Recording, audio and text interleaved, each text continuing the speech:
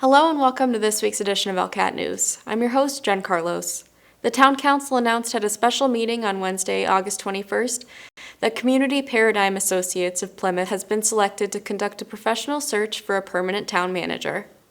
Community Paradigm was one of 3 consulting firms invited to submit proposals for the search. I had a lengthy conversation with the principal owner of Community Paradigm Associates last week to learn a little bit more about his company.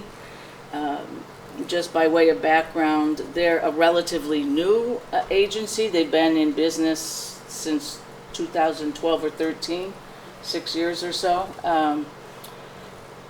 The principal owner himself is a former manager of the city of Lowell and took them through the verge of receivership into solvency. I guess that would be his most notable claim to fame when he was a town manager. The folks on his staff have themselves served as town managers or town administrators in their professional careers, and as did the Collins Center and Municipal Resources, Inc. from Southern New Hampshire. All 3 agencies included a lengthy list of locations and communities where they have done work and have had successful outcomes. In the meantime, former Hamden Town Administrator Mary McNally will serve as the acting town manager. McNally left the Hamden position earlier this month after taking the position last October. Under the charter, the appointment of an acting town manager runs for a term of 4 months. At this week's planning board meeting, members discussed a proposed change to the subdivision control law that would allow developers of residential subdivisions to contribute to the town sidewalk fund in lieu of being required to construct sidewalks within the subdivision itself. I'm all in favor of the development of the sidewalk fund.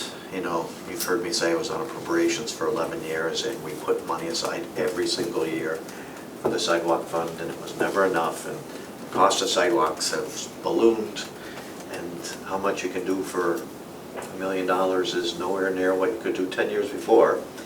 So I'm all in favor of that.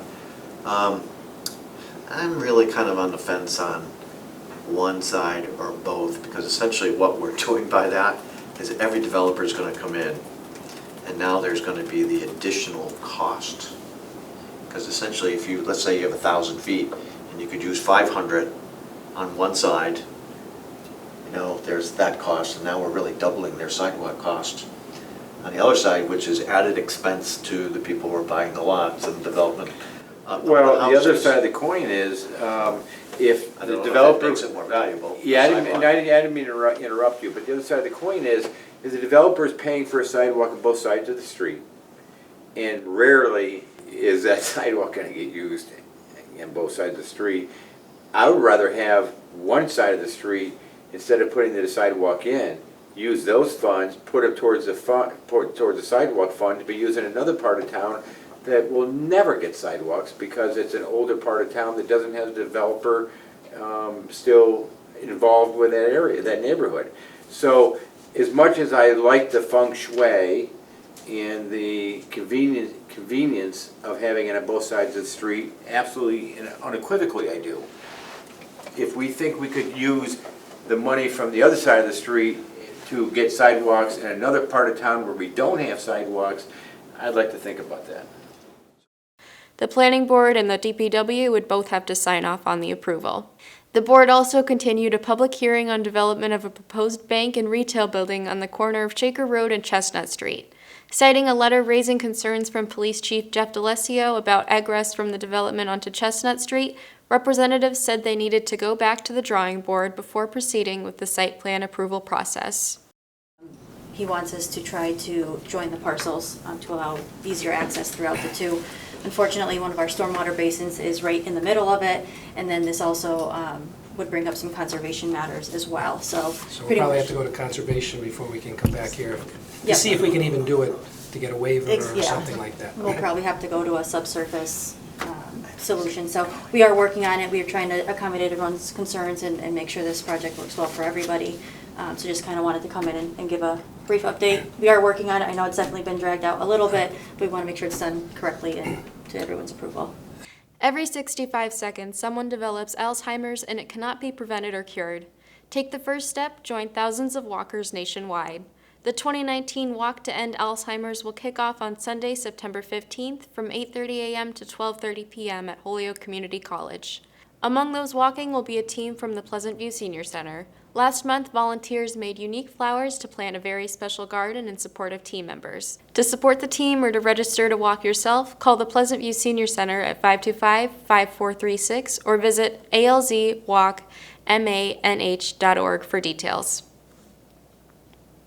Finally, the town's 125th Anniversary Committee has announced plans for a semi-formal gala dinner to be held on Saturday, November 16th. The gala will feature a cocktail hour, sit-down dinner, entertainment, and a video recapping the events and celebrations that have been taking place throughout the year.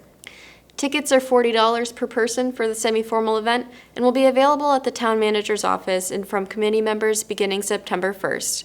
Seating is limited and no tickets will be sold at the door, so residents are encouraged to buy tickets early for this community celebration capping the town's 125th year.